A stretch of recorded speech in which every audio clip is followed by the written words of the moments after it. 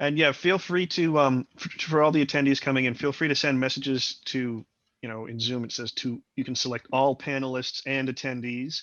We like to keep these roundtables a real roundtable. So we encourage you, any messages you want to send, we encourage you, if you want to, just send it to all panelists and other attendees as well. And I'll be keeping an eye on the chat, and we'll make sure that we, if you have any questions or anything during the roundtable, just post them in chat. Roger that. We do have a pre-roundtable tradition of like pointing out something in the background, and I can't help it, Dr. B, if you've got the mirror circle thing, do you mind talking about that for a few minutes? Sure. Just, I mean, how does that work? What is that? So this belonged to my grandfather, and so before flashlights were really common, this would have been like on a headband, so that when I was looking in your eyes doing a physical exam, like I would get this reflection towards you, which would be like essentially just focusing more natural light on the patient before headlamps were widely available and flashlights, weren't giant size with poor illumination.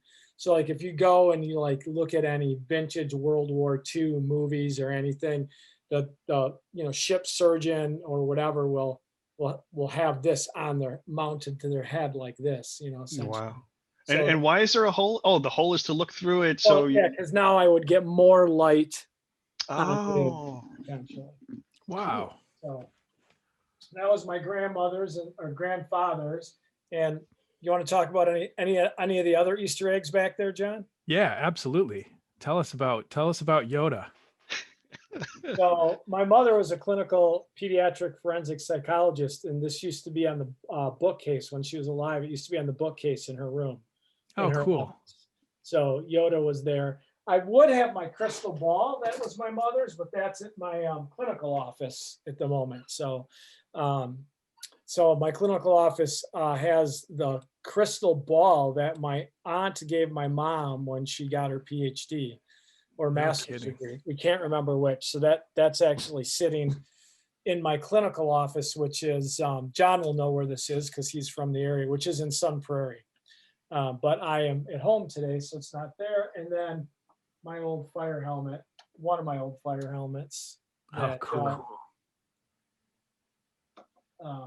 My other one's white, but that's a little pretentious. So what's the difference? So a white helmet is a Chiefs helmet.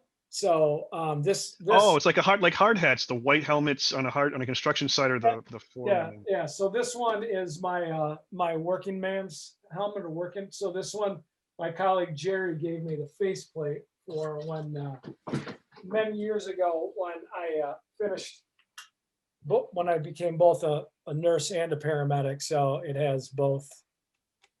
Nice. On there, and so. That fire department, as John knows, was taken over by a larger department not long ago, so it is no more. I think I'll hang it on the other side. I wanted to stay better on this side. Well, the good thing about a fire helmet, if it falls and crashes in the middle of the talk, they're pretty durable. Yeah, unless it'll just whatever it hits, it'll probably that's the thing you got to worry about. Yeah. Like my head or something. So. Nice. So yeah, so lots of those are my company Easter eggs. Excellent. That's really cool. And then there's 4,000 business cards perched on the on my windowsills, which drives my significant other crazy. Why are they on the windowsill? So you can throw them out the window at the animals? Yeah, I guess it's because it's old school, right? Before you just took a picture of someone's business card, right? So yeah, they're just old school. So I don't know why they're still there. Like, if I was I'm out here because my home office turned into a walk-in closet. So this is the sunroom, which also has lots of natural light. So nice. Looks like a very nice space to work. Nice. You'd open up those windows and get some breeze in there. Right. A little bit too cold today. Yeah, although, people, Sarah would prefer that I was relegated to my office, which has one window, which is more than your space has, John. I know. The Village of Oregon, my Oregon office has a window, a nice big Yeah. window. Yep. That's a great spot. Have you been using that at all? No, but I'm getting my second shot in a couple weeks. So after that, I'll be good to go. Definitely be using that office a lot more. When are you going to play drums during one of these sessions, John? 'Cause Juliana can play it, my daughter, but I can't play drums. I can play the piano someday for everyone, but not drums. that would be cool. Just have like a little. This is the jam session part of our Right, the just- Acadicus Roundtable. Right. And our So- invited guest is plays some other instrument, and I don't actually No, I can play play the clarinet. spoons. I can play the spoons. That's about it. So. spoons. Nice. Well, we have a stump fiddle back here that you could probably play. It's one of these days I'll bring out the stump fiddle. It's What the heck is a stump fiddle? it's otherwise known as a devil stick. So it's like a stick and it's got springs that kind of like press against this like metal. It's hard to explain, easier to show. At some point I'll go dig that out. Well, but I think that's going to have to happen the next round. Right. Yeah. We've got bass and guitar. Shiva says bass and guitar. We may need to have the Acadicus jam session where everyone plays their favorite instrument. Very cool. Nice. Got more. Where's everybody joining us from? If you don't mind dropping into the chat, I'm in Madison, Wisconsin. I'm in Montreal, Canada. I'm in Madison, Wisconsin, more or less. John and I are sitting on opposite ends of Dane County right now. Oh, look at that. Ontario, Cincinnati, Ireland. Barbados. Barbados. Nice. Well, who's from Barbados? Is that Dr. Hood from Barbados? Mhm. Yep. All right. Hey, Ricardo, how are you? Thanks for joining us. North Carolina, a couple people from North Carolina. Turkey. Well, really is that Mohammed from Turkey? Yep. Yeah. John Mohammed's an old GLS guy. I think he was the first GLS fellow when Kurt and Constance were still around. Nice. Oh, Drew Novak is here. Excellent. Joining us. Someone He's from coming Norway. From Norway too. Wow, nice. Ukraine. Truly international group. Yeah, Yeah. this is big. I cannot I don't want to be distracted by the chat because it's your job, John. But like, Don't worry. Don't worry. No, don't worry. Now I'm like running through the.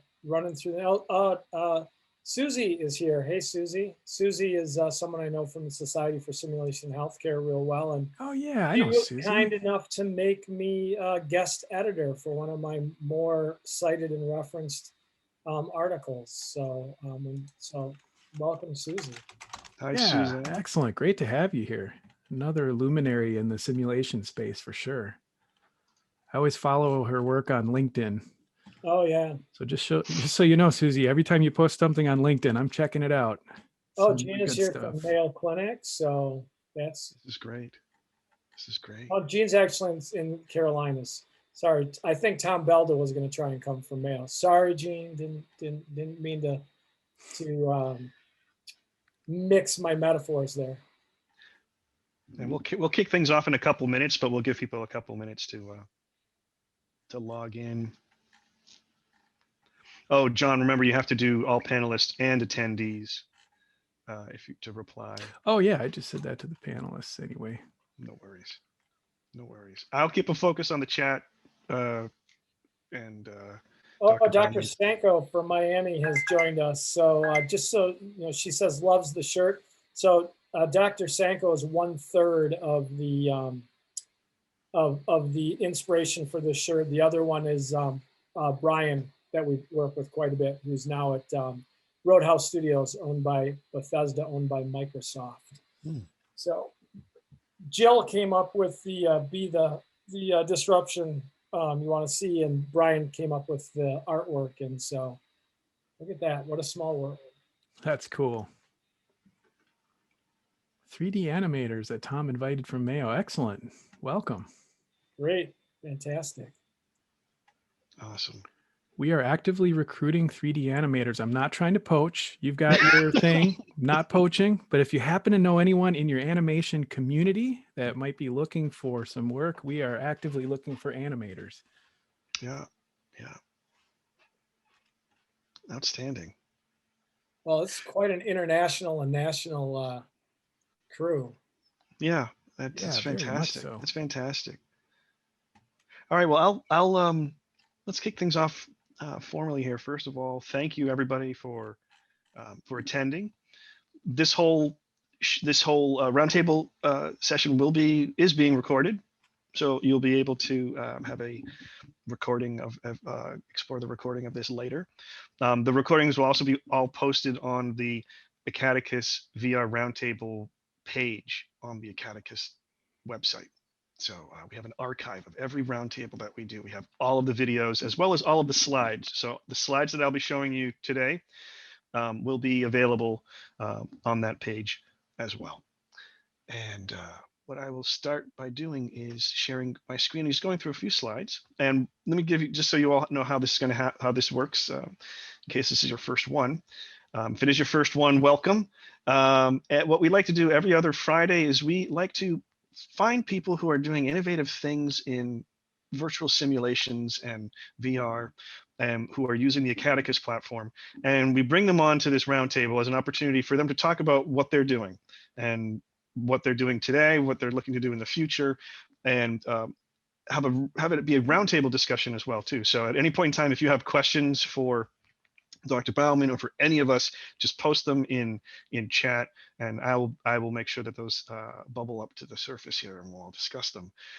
What will also happen is, after a little bit of a, you don't have to do anything. You just sit back and Zoom and enjoy the ride.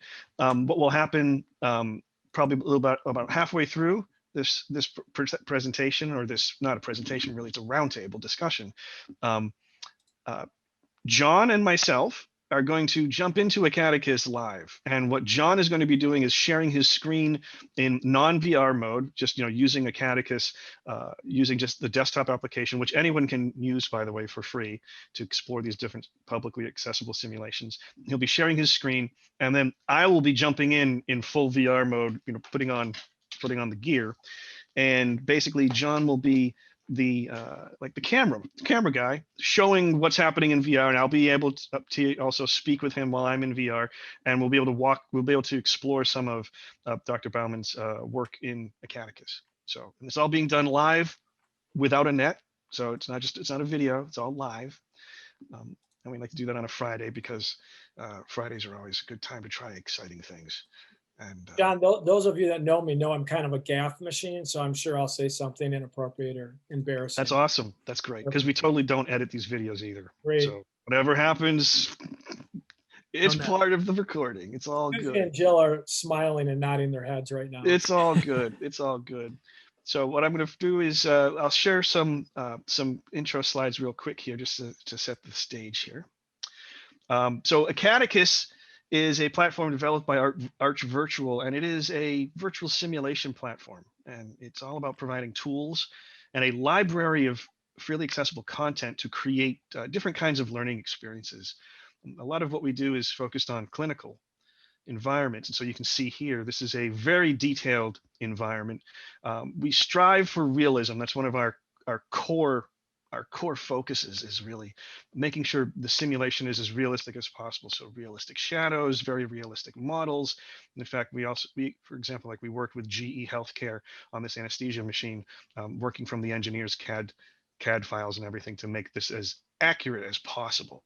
So high fidelity and realism is our goal. Of course, what's very special about these environments is that they're not just full of interesting and realistic things, they're full of people. So these are multi-user environments who can connect to these environments from anywhere around the world, the same way we're all connected to this Zoom call. And in this example here, you can see people in VR mode who are represented by the sort of ghostly face and the hands tracking the fingers. And then here's somebody over here in non-VR mode as well. And there are three types of entities that you will see in these environments at the same time. On the left here is an example of a live person logged in non-VR mode. And this is what John's going to be doing. Anyone can log into these environments and interact with people and the objects in these environments and communicate using voice in non-VR mode. So with just downloading the Acadicus application, and logging in, they can basically have a view and agency in this space. And you can customize this to be your own picture, or you can keep it anonymous. Of course, you don't see any hands on this person because you're in non-VR mode. You can click on objects with your mouse pointer and all that, but you're not tracking any hands. Here you see John logged in VR mode, and you can see that it's tracking his hands and it's tracking his head. And this is a very powerful entity here. It's a recording. So what Acadicus has, Acadicus focuses on instructor-led interactions and simulations, and augmenting the ability for the instructor to do amazing things. And one thing that instructors love to do is record themselves doing things so that they can then have hundreds of students watching something, at their own pace. And in this case, in Acadicus, when you log in VR mode, you can basically hit a single button and it records everything that you're doing in VR mode, everything you're saying, everything that you're manipulating in the environment. So in this case, we're playing back a recording of Dr. Slayman placing different leads on a patient's chest. And it's like being in the holodeck on Star Trek, right? Where they're basically playing things back, playing back a recording of what happened in this environment. Yes, Acadicus. Sorry. Hey, John, one of the other things that's, really hard to explain about Acadicus, and is the recording. So you can make a recording of a recording of a recording. And I remember when the other John, JLN, had first figured out how to do this. I think, didn't we do a Farajaka? Yes, we did. So essentially what you can do is, you can have students go into the environment and they can record themselves in the environment. And then you can go watch that as an instructor and evaluator at a later time. Then you can debrief them and you can step into their recording with them, right? And give them feedback as though you were in that original recording live with them, or that original instance. And you can record that. So you can make a recording of a recording of a recording, sort of in this infinite loop. So it's all Russian dolls and nested inside of each other. Right. So it's hard. I'm sure John and John would be happy to give people a demo at another time. But it's sort of the difference is like you can step into the recording of the students or the learner's actual experience. So it's like an experiential experience of an experiential learning model. It's very hard to wrap your head around. We're going to try with my slides, but it's better seen than talked about. Nice. This is just a screenshot of some of the environments that Dr. Bauman has created in Acadicus, and we're really excited to have you here with us.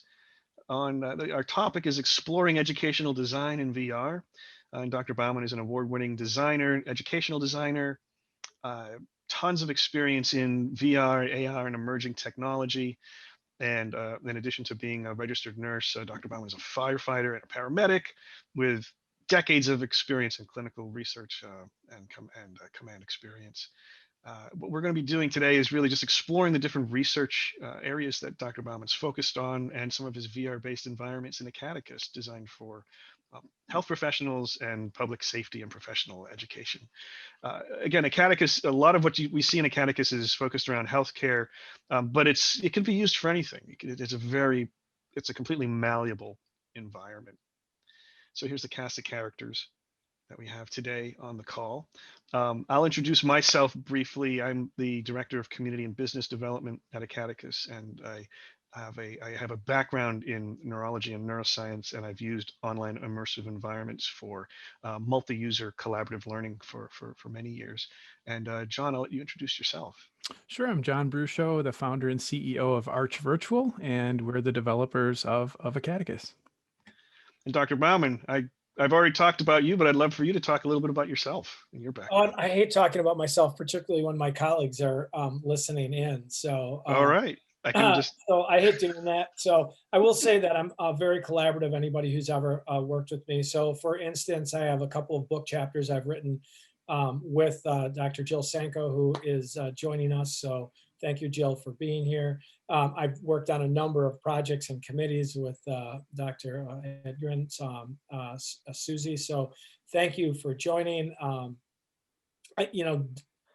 Many peer-reviewed publications and book chapters, perhaps hundreds of, from my perspective, what I think is really interesting, I've been talking about the use of digital technology, game-based learning, and virtual reality for more than a decade, and it took a pandemic for anybody to take me seriously. So Susie once said, Eric, you shouldn't be so frustrated. The challenge is you're up there on the bleeding edge, and people don't want to jump up on a sharp blade and get cut. So I'll take that as a compliment. Susie gave me that compliment at a dinner or a lunch after she invited me to an NLN summit when she was at Boise State. So suffice it to say, I've been talking about leveraging digital technology and why it's important for about 10 years. And then I think with the pandemic and the technology becoming less wonky and easier to use, it's starting to catch up, and it's starting to find a home within the simulation community. And, the not K-12, but like K-16 and beyond is really starting to embrace the digital paradigm. So one of the things I've been talking about for a long time is that I'm not sure that simulation in terms of bricks and mortar expensive laboratories is going to get bigger. And Dr. Sanko and I were just talking about this the other day. It's going to get smaller because as the digital technology offers more fidelity and it becomes easier to use, it's going to be leveraged more and more often, right? So instead of having to go into the simulation lab, any student can log on anytime, anywhere. So anytime, anywhere learning is something that Mark Prensky, who people know, I cite him quite a bit. Mark Prensky talks a lot about. One of my advisors, Kurt Squire, talks about quite a bit as well. So I think the paradigm change was forced upon us in the past year. So I think it's a positive that's come out of all these challenges and negativity over the past year is how we deliver education is finally beginning to catch up with our students' expectations. So in a number of things I've written, I've always said, at some point, learners are going to have expectations. And if we don't meet them, they're just going to go find programs and learning opportunities that meet their expectations. So it didn't quite answer your question, but it's more about my philosophy as opposed to. No, that's awesome. That's awesome. You can go to my webpage, and my webpage will brag about me. So that's great. And I've also launched a poll. What we like to do before we dig into things too is know more about who's on the call. Who are we? And I see lots of folks are filling out that poll. That's great. And what I'm going to do is I will share that. I will share that poll with you all in a moment. And again, remember during the presentation, during the discussion and everything, please, if you have any questions for Dr. Bauman or for any of us, just send them to all panelists and attendees in the chat. All right, let's see here. Okay, we've got, people are still filling out the poll. While they're filling it out, I got to share the story about when we first met, Dr. Bauman. I remember you were in a coffee shop and Kendra Kreutz introduced us, and I brought all of the Oculus DK1 gear.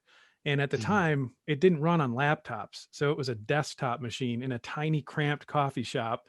And I set up the monitor and I set up the keyboard and the mouse and the DK1. And I remember, I think iPads were pretty new at that time, and you were excited about iPads, and you were innovative and working the innovation on the iPad side. So I think you recognized immediately the potential of VR. And as soon as it got to a point where it was mature and ready to start using in education, you were front row center for that. So it was fun. I remember meeting you there. It's just in that everybody's looking at us kind of a little bit, Yeah. So if you're from the area, there, we'll give a shout out to our friend Tracy Danner from EVP Coffee Shop. So I always like to say, because I wrote most of my doctoral dissertation in one of her shops, and pre-pandemic, my office outside of my house, because I've been a remote worker for many years, has always been, one of the EVP coffee shops. So yeah, I remember that because Kendra actually lived in one of the condos right above the coffee shop. So yeah, I remember that. So Dr. Hood from Ross University School of Medicine is on the line. So Dr. Hood remembers some of my early pilots into the iPads as well. So so I was, you know, he was gracious enough to let me leverage their simulation center there for a lot of the research that I've done over the last 10 or 15 years. So thank you, Ricardo. Nice. I'm going to end the poll now. I'm going to share the results with everyone. It's good to see 73% of people on the call who answered the poll. Leadership is involved. It used to not be that much at all. I remember it used to be very, very low. But half of you have no experience with VR yet, and that's totally fine. That's you know, these roundtables are not about just talking to people who are VR experts. This is an opportunity to ask questions at any level and to learn best practices for even learning more about VR. A lot of folks using the Oculus Quest and the Rift S.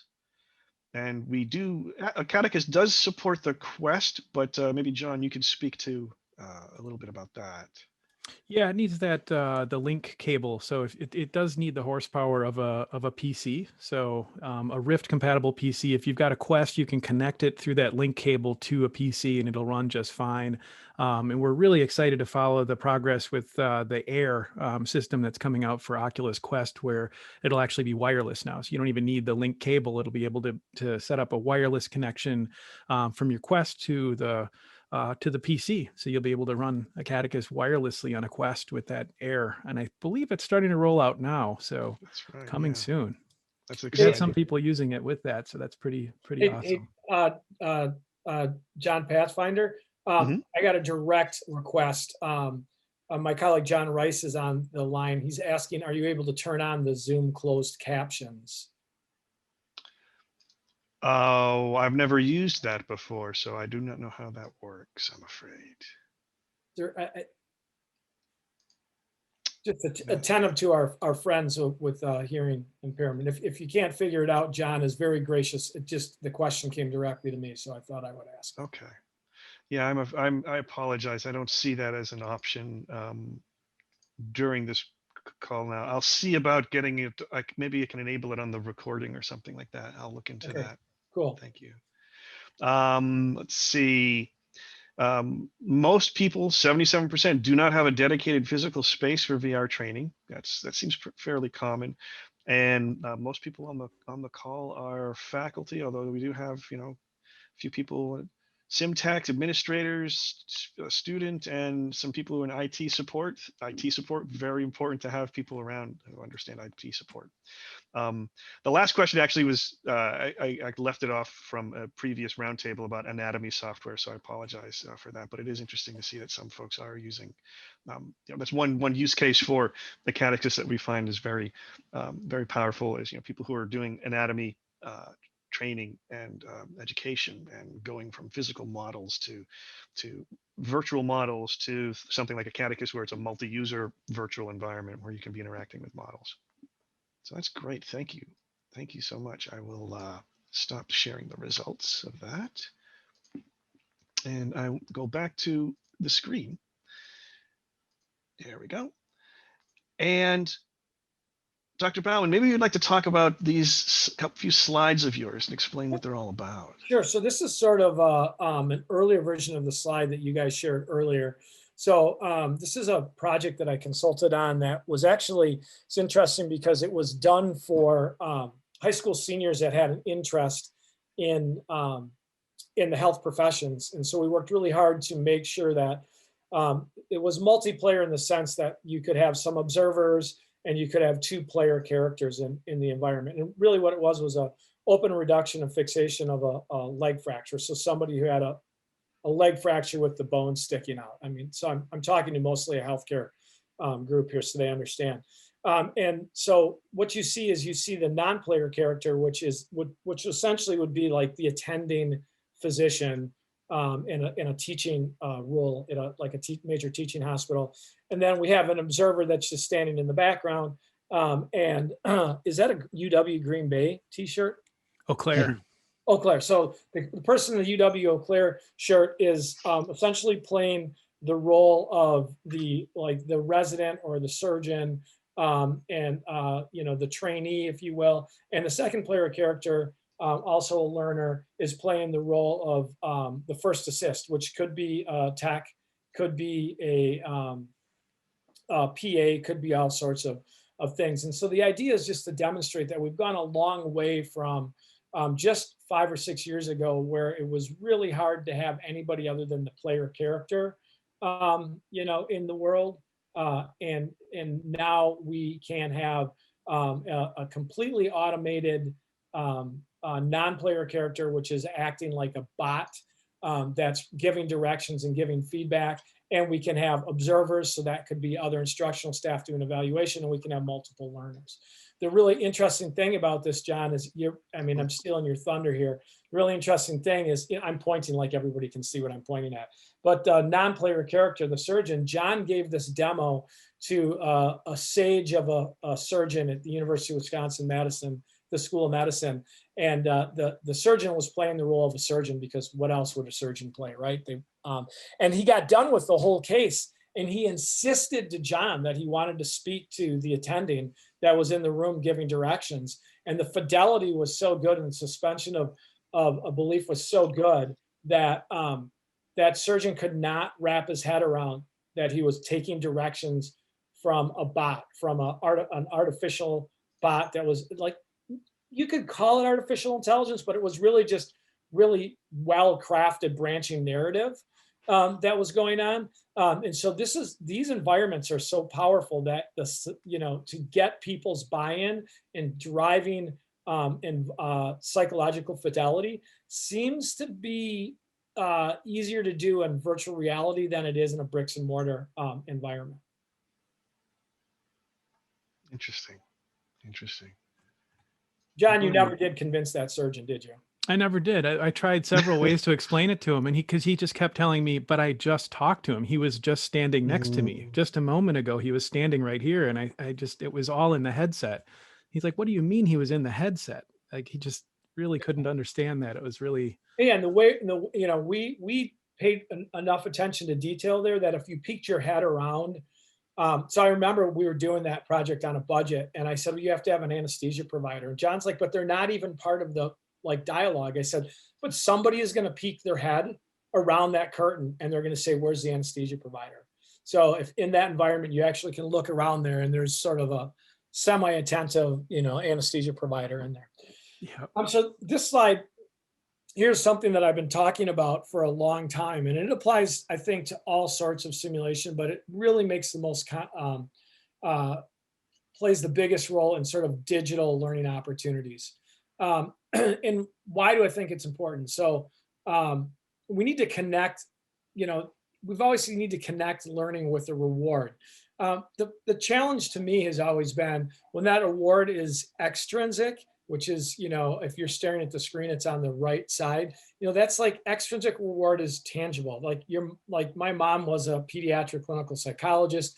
So it was like, oh, if you put away your socks, you'll get an M&M, right? So completely cognitive behavioral training. If you don't get, yelled at every, like I was kind of a troublemaker in school. I know, Susie, you find that hard to believe, but if I got enough gold stars, I could trade that in for a movie pass, right? That's completely extrinsic.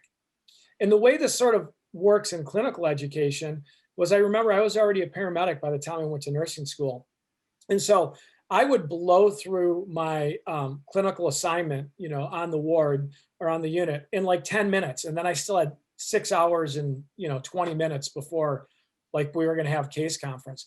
So the goal would, what the instructor would do is like, oh, you finished a case, here's another case, right? And what I was really wanting was, I don't want 2 simple cases, give me a harder case, right? Because give me something that is situated within the context of the practice that I'm trying to get to, right? So intrinsic motivation really comes from mastery. Like I feel good about myself because I've mastered the content versus I feel good about myself because John gave me an M&M, right? Like at some point, like one M&M isn't going to do the trick, and like now I want a Butterfinger. But at like some point, like I'm not putting away my socks, and stop giving me make work. right? There's too much make work in people's curriculum, which is like, I'm not sure what to do right now with this student. So they're precocious, they're a fast learner, they're an accelerated learner. I'll just give them more work. Nobody wants to do that. And I'm not really sure that it makes them a better clinician or makes them better in terms of entry to practice. Intrinsic, when you're driving for intrinsic motivation, the goals have to be clear, meaningful, and situated, not simply assigned. So in that extrinsic paradigm, and we've all of us that have taught have been guilty of this. Why am I doing this? Don't worry about it. It'll make sense later, right? Well, the challenge is getting people motivated to do something that makes sense later. By the time they get to later, they've already forgotten what they're talking about. And John Pathfinder, this is in Dr. Hood will also like understand this too, right? Is the problem with anatomy education for clinical education, particularly medical education, 2 semesters in a cadaver lab, but then they don't do anything with that for 2 more years. Right. And then when you talk to people who match in some sort of surgical discipline, they might, and I used to know some surgical obstetricians, and I used to know the chair of that at University of Wisconsin. He's like, we had to start over because I'm not going to allow somebody access to laparoscopic tools where they're going to puncture internal organs because they can't remember their pelvic floor anatomy. Right. So like the goals have to be really situated and clear. Why am I learning pelvic floor anatomy? Because you aspire to be a surgeon in obstetrics. And if you don't understand this, you're going to kill your patient. And I think we beat around the bush about that too much. Another colleague of mine who's not on the call that some people recognize, Jeff Miller. I was at an Institute of Medicine conference once, and he said, why is it that you expect expertise when an anesthesiologist or nurse anesthetist intubates you, but you'll take whatever you can get if it's a paramedic in the field? Shouldn't the paramedic who's putting an endotracheal tube be just as skilled at that technique as the anesthesiologist or nurse anesthetist who spent years and years of time learning that? So if my intrinsic motivation comes from mastery and understanding the goals and exactly what I need to master, that becomes intrinsic. The other part is this next line is progress is intuitive and apparent and immediate, real time, just in time. So versus progress is determined or assigned outside of the current reality, right? Oh, you did really well on that. Next week, you can do that again. And what I really mean here is stop privileging information, right? So many of the people on this call webinar are big into interprofessional education. Why should the answer opportunity be any different if a nursing student, a PA student, a physical therapy student asks the question of the surgeon? And this just really sticks in my mind and my craw, because I remember asking a question as a new grad nurse in the emergency room, and the answer from the physician, I'm not really picking on physicians, I'm picking on this particular physician, was, oh, you don't need to know that. 10 seconds later, a medical student asked the same question, and the physician went into this big dissertation. Wouldn't it made me a better nurse and a better clinician to have that information rather than not have that information? So really this progress is intuitive, apparent, and immediate. That's that, like, stop privileging information. And then endorses and reinforces behavior that you're already committed to in hope of joining that future tribe, that future profession. And this represents something in game development we call player agency. So what the student is learning right now matters to what the student is learning now, tomorrow, and in the future. Versus more directed or traditional method is if you complete task A, you can have access to task B, right? And so like in a strict game design paradigm, like where you're leveling up, that's exactly how this works, right? Is like when you finish level A, you can get to level B. And there's no way to unlock level C without a cheat code or doing A and B. And sometimes that's really important, so when we're doing specific task training, you might have to have that level. Like I'm not going to unlock the complex surgical training or the advanced, we did another project on airway management. You can't get to the advanced airway management until you understand the basics.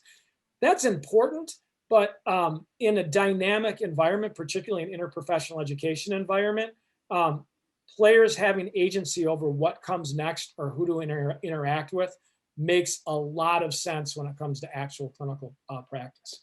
And obviously I see intrinsic motivation is more autonomous and extrinsic is more directed.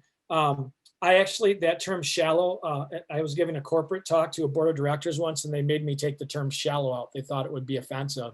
Now I don't really work for anybody, so I can say that directed extrinsic education is kind of shallow and based in compliance. John, were there a couple of questions that came up? Well, there was one question asking about the, actually asking about the, oh, actually, here we go. When you build these, do you script for fail states in these learning scenarios or only guided sessions, guided lessons?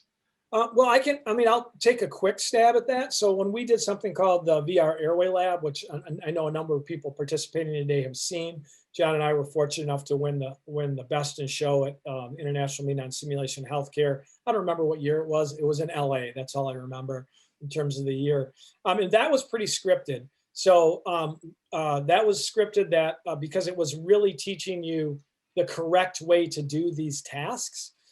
So that didn't have a built-in fail mode, but it's not as though you could. This picture. Oh, wow. Embarrassing. That's what I was trying to pull up. I pulled up the wrong image before, but this is the picture yeah. I wanted to pull up. Yeah. So but you certainly could build in fail safes, or fail states. And I think some of my other colleagues on the call will agree here is that, so when it comes to healthcare simulation, the question that has been answered 700 times, maybe 7,000 times, maybe daily for 15 years, is do you ever let the simulated patient die? And the answer to that is yes, if it's part of the objectives, and probably not if it's not part of the objectives. So that I would argue that the ability for students to fail and have a negative digital outcome depends on the objectives of the lesson, right? So for the beginning learner, maybe not, but for the advanced learner, yes, or the intermediate to advanced learner. And that's my opinion, and people are free to disagree. Someone's saying, what is a failed state? So I am trying to put the breathing tube in and I do it incorrectly. So not only have I failed the task, but there's probably a consequence for failing that task. Great. I think I'm getting ready to jump into VR mode, but I wanted to address one of the questions here from Gerald asking, he said, why are observers ghost-like while the learner appeared to be an actual video image of the individual? There is none. These little circles here that you see, those are just static pictures. That's just a static, like you get to, when you create your account, you can say, I want this to be my static image. And so you see that over the heads of both people in VR mode and non-VR mode as well.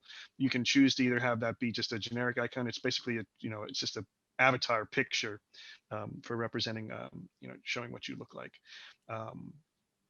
And I just want to say the reason we did that is, like, we experimented a lot with different types of avatars and the ability to customize avatars and create one that looks like you. And one of the things we ran into is that, if you do that, if the people going in have to customize an avatar, then the first 15 to 20 minutes of the activity becomes about just the avatars, and everybody's giggling, and it's a distraction.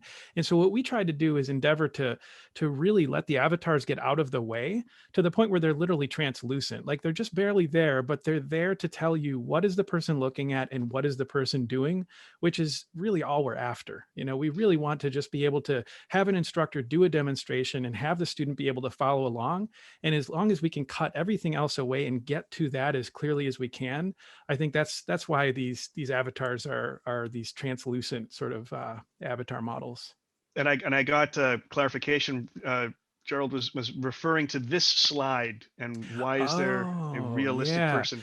And I think that's It's Yeah. mixed reality. So there's a special way you can capture video where you composite the real world with the virtual world. It's called mixed reality capture. So we had in our studio a big green screen setup. So we actually had the student from UW Eau Claire come in, and he put on the headset and he was against a green screen. And then we composited that with what he was doing in the virtual world. So we had 3 different participants there joining from different locations. And then you get at least a look at what they're doing inside the virtual space. Nice. Nice. All right. So let's see, before we jump into sharing screens and all of that, I want to encourage you with these slides. There are additional slides. I'm just going to jump through these really quick, but every Friday that we're not doing these roundtables, we have open office hours, which is an opportunity for you to jump into Acadicus. You can basically download Acadicus and jump in and explore it.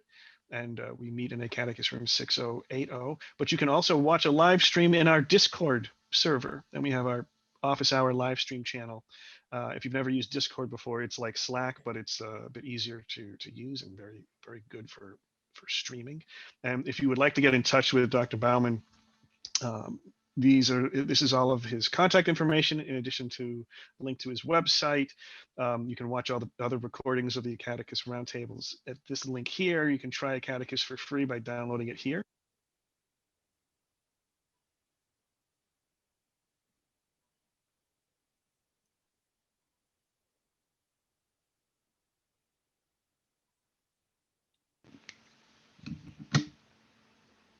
He's back.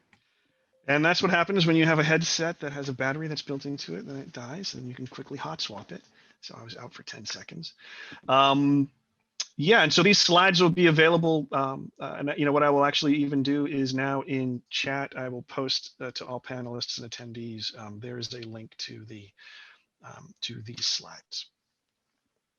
And what I'm going to do now is stop sharing my screen. And I'm going to be jumping into VR space. So I'm going to turn off my video, but you're going to still hear me, and I'll be able to hear John and Dr. Bauman in Zoom. And what John is going to be doing is sharing his screen, so you'll get to see him logging into Acadicus, and we're going into, let's see, room 8284, correct? That's the one. All right, so I will see you on the other side. Excellent. John, what you should have had is you should have had your daughter come down and do a drum interlude. Yes, one of these days. The covered up thing behind John is his daughter's drum set. So let's see.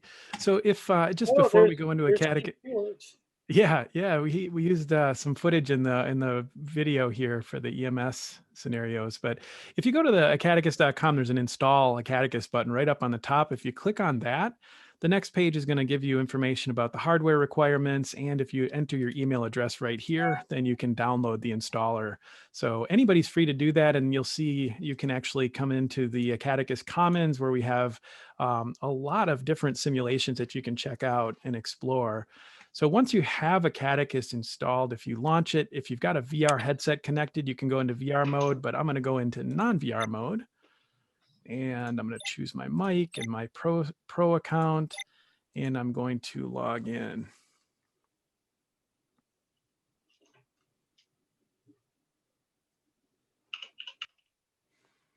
And every organization has a passcode that's using Acadicus. So it's sort of like joining a Zoom call. You just enter in your room address, or you can go into the Commons by clicking Start Here, and you can explore all of the different simulations that are available. Can you guys hear me? Yep. Can you hear me okay? Awesome. All right. So we're going to go into 8284. Check 1, check 2. Hey, we can hear you. All right, cool. There's never an elegant way to put on all this gear. It's like I've done a lot of scuba diving, and it's always the same. It's just like kind of little clunky.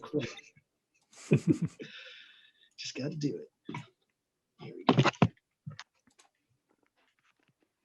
And then here in non-VR mode, I'm just basically going to use my arrow keys to walk around in here and check out some of the cool stuff that Dr. Bauman had built in here.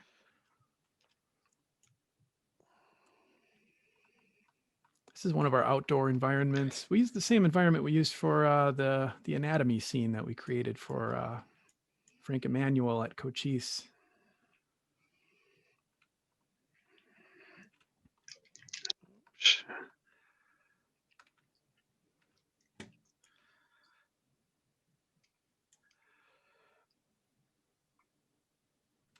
I built some ramps here. So this is All right, let's see. 3D model. There he is. There I Hey, John. am.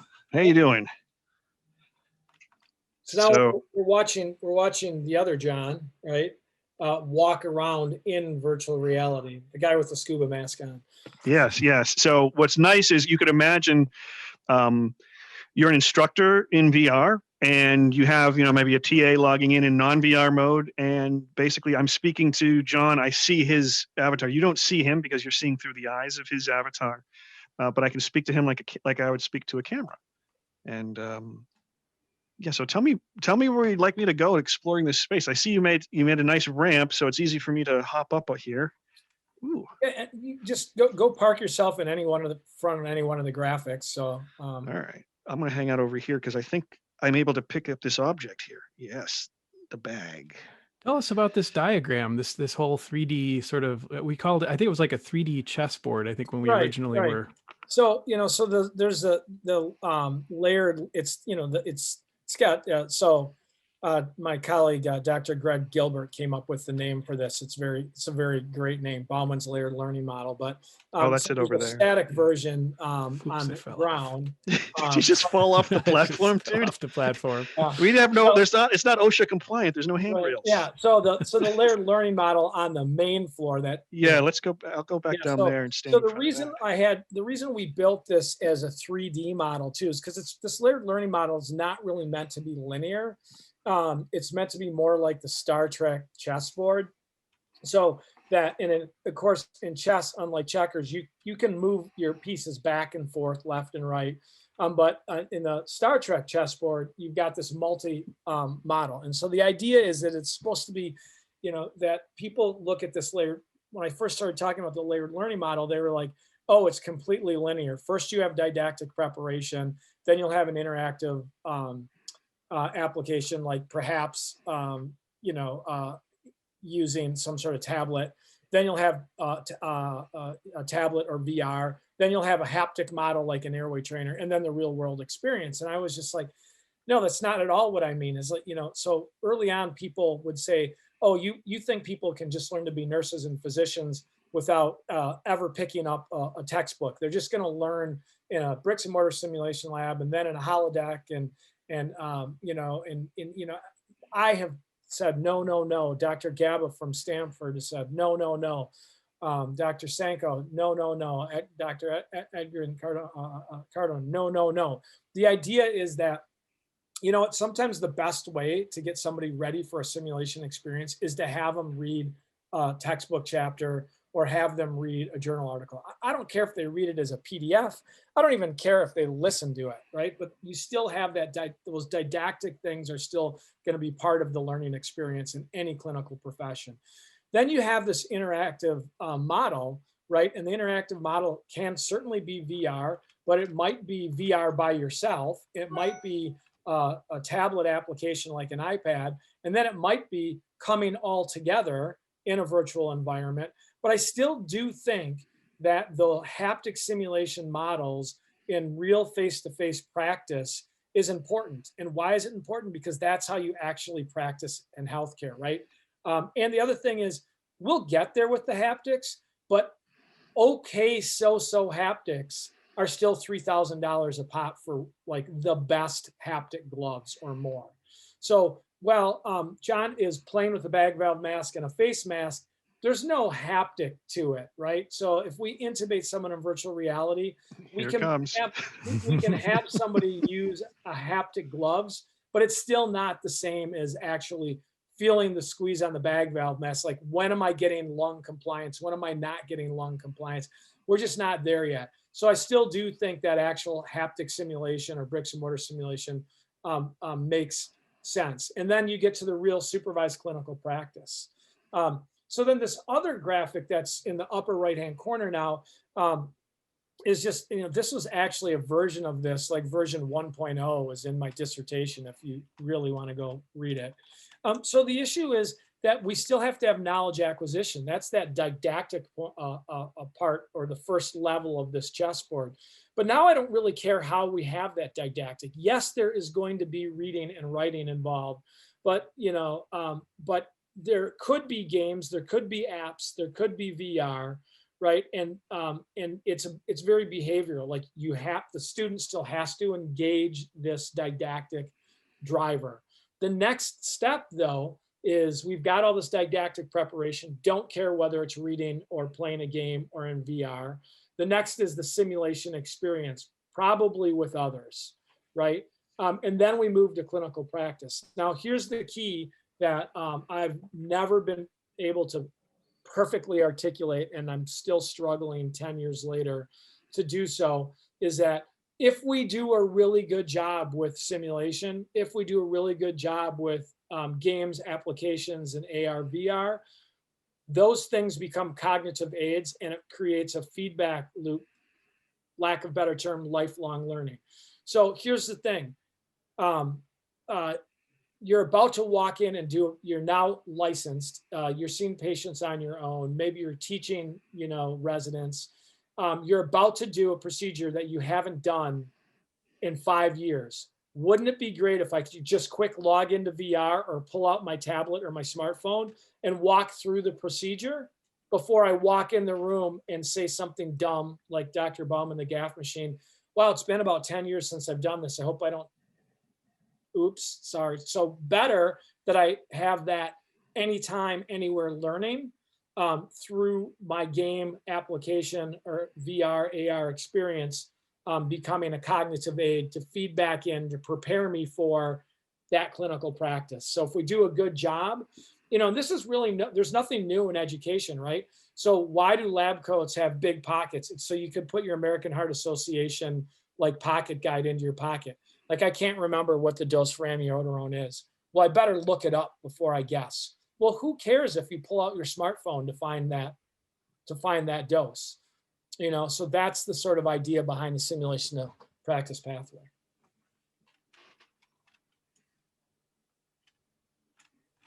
I'm just making a mess. This is the cart from the OpenRN project patient, so we can actually advance through. It's the medical record from Miles Johnson. Yeah. I brought Tony here too, just to help out. Come here, Tony. I can just grab Tony. It's a little disconcerting. It's like, how you doing, Tony? There we go. He's just in idle mode right now, but it's my friend Tony. Oh, he's dancing. Kind of looks a happy dance in front of the cart, but he hasn't had a break in 12 hours and has to. Yeah. You're drinking lots of Red Bull, Tony? Yeah, that's good. Lots of Red Bull. But these environments, this is to show you the example of the malleability and the multi-user, the multi-user aspect of these spaces. A lot of what Acadicus focuses on is the malleableness of an environment and how all these changes are immediately apparent and reflected to everyone in the environment. I just want to riff. He's looking right at me. He's staring right at me. I just want to riff just a second on Enrique's comment here, where he says, sure, but you can supplement with visuals for now. I'll never be as good as actual hands-on training, but leagues better than PowerPoint or death by PowerPoint or PowerPoint to death. And I agree. And I think we will actually, Enrique, get there with the haptics, just not yet. And why do I think we'll get there with the haptics? Well, because if you look at the Da Vinci surgical assist or robotic surgery, you don't have to, the surgeon doesn't physically have to be in the same operating theater. We are for best practices now. And anytime somebody is having surgery with a robotic surgical assist device, there has to be the ability for a surgeon to take over straight sticks or hands-on. But you can actually perform that surgery with the Da Vinci. You can be, on the other side of the world. And once the Da Vinci is set up, you can actually do the surgery. It's possible. We don't do that now because we don't trust the technology. Like I might try, I'd rather have a Da Vinci, have my gallbladder out with the Da Vinci if I were, needed to, rather than not have my gallbladder out. But yeah, I agree with you, Enrique. And the problem with PowerPoint is people will log on to a self-driven PowerPoint just to get their CEs. And most of the time we're watching it in 3 times speed. And most of the time we're just spending enough time on that PowerPoint so that we'll generate the CE certificate. So I agree with you. Thanks for bringing that up.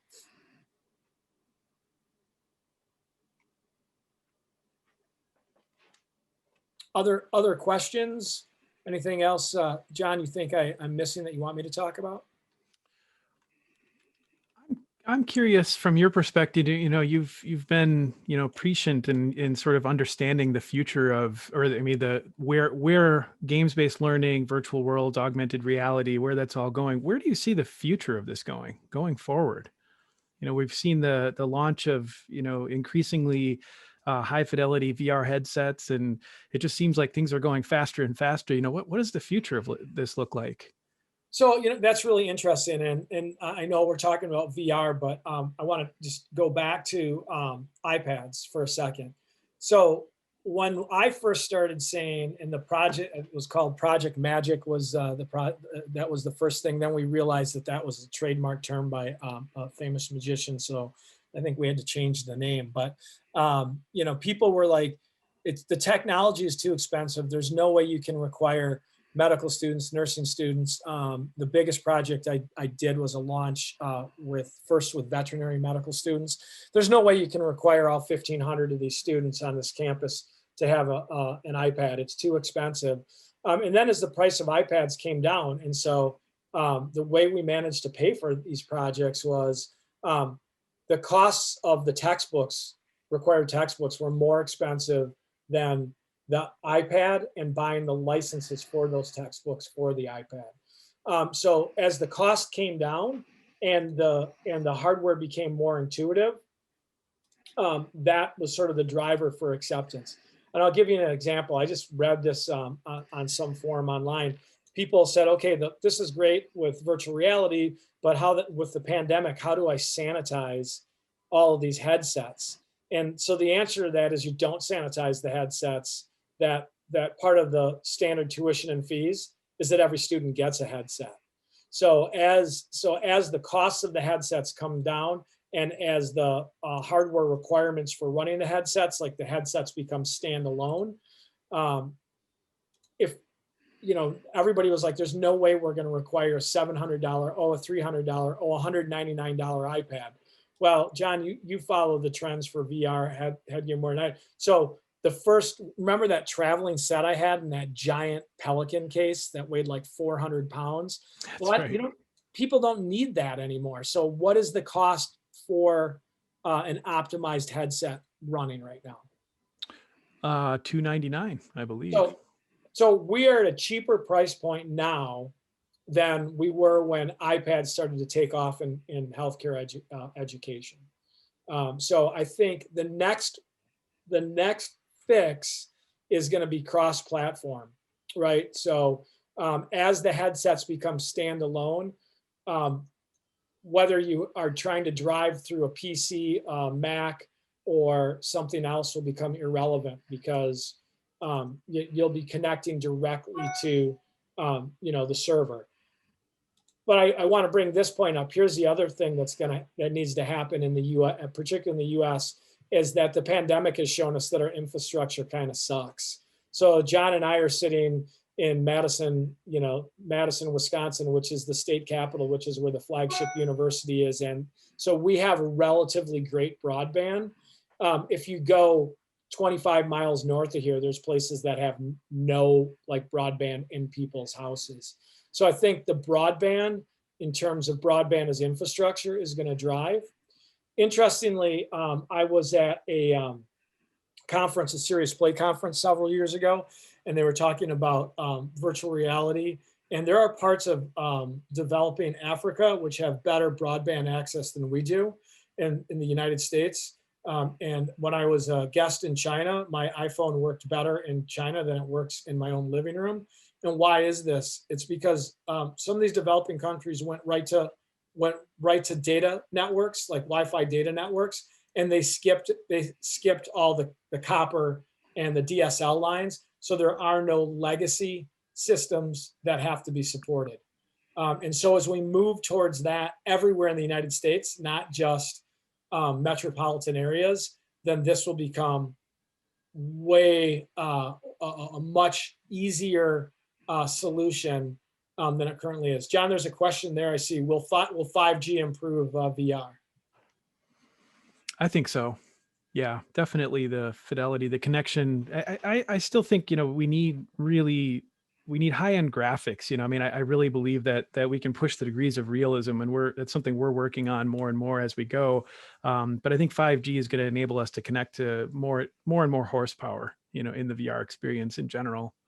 Hey, I see Dr. Hutchison, who you've met, John, is logged on, and he was saying, so when people say, "Oh, it's expensive," his comment was, "So Hutch, that was less than 100 years ago that Hutch was in vet school."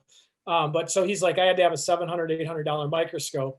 I had to have a $300 ophthalmoscope. When this is the Hutch. This is my grandfather's, the cheap version. And then also, up until recently, we were requiring people to buy boxes of slides to look at under their $800 microscope. So the 300, an iPad that's $300 and a headset that's $300 to $400 is a lot less money than Chuck was talking about 40 years ago in today's dollars. And because I'm collaborative and honest to a fault, I couldn't have done all that iPad stuff without Dr. Hutchison. So thanks, Hutch. And we're coming up on the hour here. Yeah, any last ideas you'd like to leave with everyone, Dr. Bauman? I would love if Susie would chime in here because she gave me the platform to be a futurist. So Susie, I was up. You said be patient, Eric. You're up on the bleeding edge, and Susie has been on the bleeding edge for a long time. Susie, what are your thoughts? I mean, have we finally arrived? Are we going to accelerate much faster now? So if you're still on the line, I'd love to hear your thoughts as well. Same thing with Dr. Hutchison with Chuck, because these are people that I've worked with very closely for a long time. Didn't mean to put you all on the spot, but if you had any thoughts, it's a roundtable. Now we have dead air time. While we're waiting, if people were wondering what was that thing I'm putting on his showing him, one of the things we like to do is create stories, narratives about these patients as people, not just sets of medical data. And so in these virtual simulations, Miles Johnson is a farmer, and he and his wife live on a farm, and they have he has a tractor that he just bought that he's very proud of. And so in his hospital room, he's in a long-term care facility. We have a picture here of Miles and his wife, and there's this tractor in the background. And these kinds of sort of seductive details, as they call it in video game design, are really powerful in terms of creating a sense of immersion in these environments and a sense of reality around the patients, much more so I think than you could do in a physical simulation lab with physical mannequins. Here the sky's the limit. You can make it look as realistic as possible.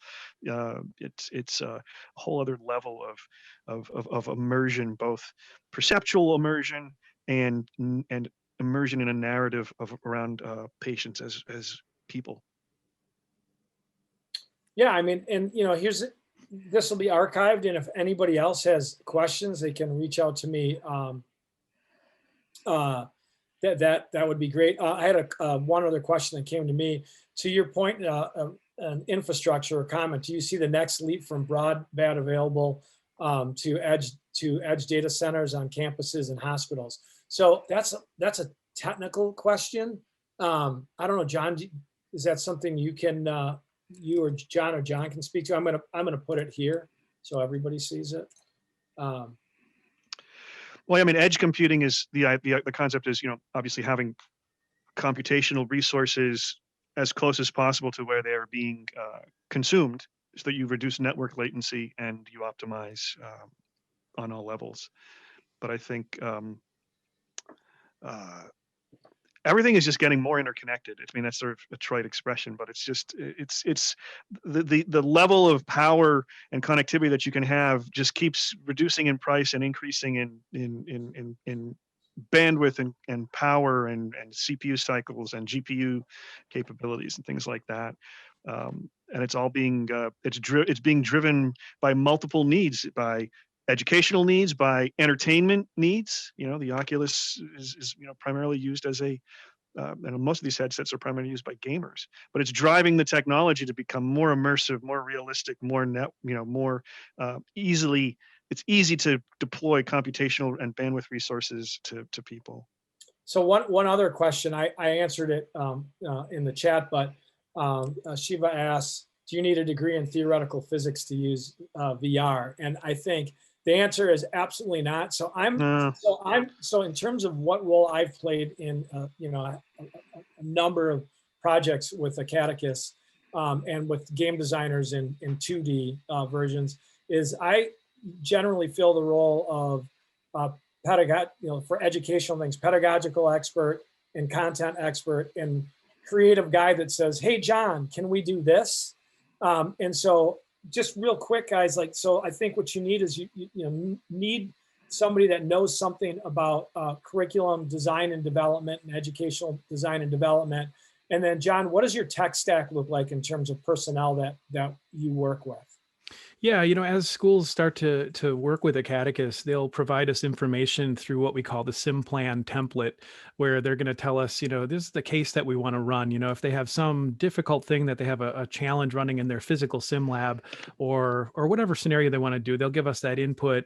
And that'll sometimes more often lately, we have already all the content they need. So then we just assemble a scene and deploy it to their room, and they're able to implement it that way.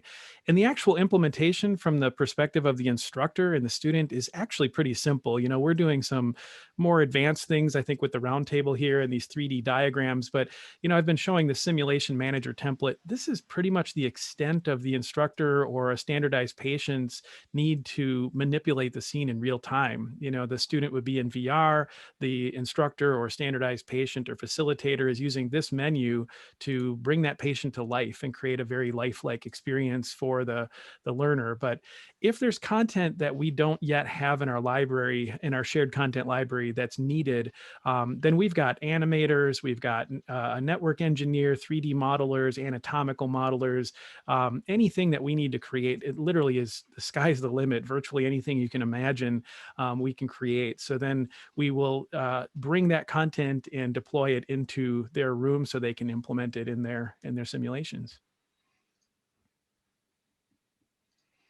And I'm back from VR land. So, I mean, Come back. I have VR head. I have slight VR head. So, I was really. But yeah, I'm happy to entertain questions by email or, however you reach me. I think that, my parting thing is something that the simulationists on the call or on the webinar are absolutely clear and sound about, is bad simulation can be worse than no simulation at all. One of the challenges that I think we have overcome is that digital landscapes digital landscapes with nothing to do in them are just aesthetics, right? And when you go to the Louvre, when you go to a museum, it's not just looking at a Picasso, because if you had no understanding of art history or anything and you look at a Picasso, you might like it, you might not like it, you might go, that's weird and disturbing. But then when you hear the history behind Picasso, then that piece of aesthetic has meaning. So what we need to create in virtual worlds is there has to be something to do, and that has to be driven by objectives, right? So you have to have characters, and some of those characters are real live people, and some of them are non-player characters. You have to have a narrative, and you have to have something for them, that drives those narratives forward, right? So we can recreate, John's really cool bookcase there, but if I can't walk up to the bookcase and pull the book out and look at it, there's nothing for me to do other than look at it. And better yet, if we're saying, hey, can you find me a specific textbook? The objective might be K through 16. It's an actual library. Can you go find this textbook in the stack now I have an objective and I have a reason to go to that, to those bookshelves, and I have a reason to read the titles, and I have a reason to take that textbook out and bring it back to John. So I think that's very different than saying, here's a surgical suite, go in and do stuff, because I'm going to be like, what is stuff? Right. So, yeah, so I think being very attentive to educational design and pedagogy, like, forces you to think about, I'm in the operating room, what do you want me to do? And the objective of the operating room might be to scrub in and be that first assist. And it might be to walk over to the anesthesia machine and do the anesthesia check to make sure the anesthesia machine is safe to use for the upcoming surgery. Cool. Okay, so there is another question. What is your opinion of the holographic live patients that are launched to a school setting with live VR? I don't know that I have an opinion. My question to Mary is, have you actually seen this done? Because one of the things that I find a little disingenuous about a lot of products is that they look really great from a sales pitch, and then they're sort of overhyped. And I'm a big fan of under promise and over deliver. So I think you have to be careful, because yes, if there's a holographic person there, but it's more entertaining than it is educational, it's a waste of the learner's time. And I'm not speaking about any particular product. And here's the thing I think we have to be very careful of as educators. I used to be very fond of saying, don't worry about the high stakes exam. If you meet my expectations, you'll do fine on the high stakes exam. The problem with that is that's very extrinsic. And I think that students are so worried about passing the high stakes exam that even if it's true that if you meet my expectations, you won't have trouble with the high stakes exam, everything that I put into my lesson plan or my curriculum better map back to entry to practice or skill mastery. So what I'm not a fan of is using innovative technology because it's cool. I think if it happens to be cool, people will use it, but don't waste my time as a learner, particularly as an adult learner, which is graduate or continuing education. John, you're shaking your head. Yep. There was a Code Blue meme. I'm not going to be able to remember exactly what it was, but along those lines where, yeah, very similar concept. Right. Yeah. So I've seen like my advisor, one of my former advisors, Professor Squire he's at UC Irvine now. He asked me to look at a VR platform. I don't even remember what it is, so it's irrelevant. And he's like, this looks too good to be true. And I think, John and I actually looked at it together, and we were like, yeah, this is a lot of smoke and mirrors because this technology just doesn't exist yet. It might exist in 5 years. And one of the things I love about this John, Jon, is early on, he took this thing like, I don't want to see crappy VR experiences in the environment because it just makes it harder for the rest of us. And so not too long ago, people would go into VR environments and they would get nauseous and they would get VR sickness. And it had to do with the frame refresh rate, which the hardware and software is taken care of. It's just not an issue anymore, but it used to be a huge issue.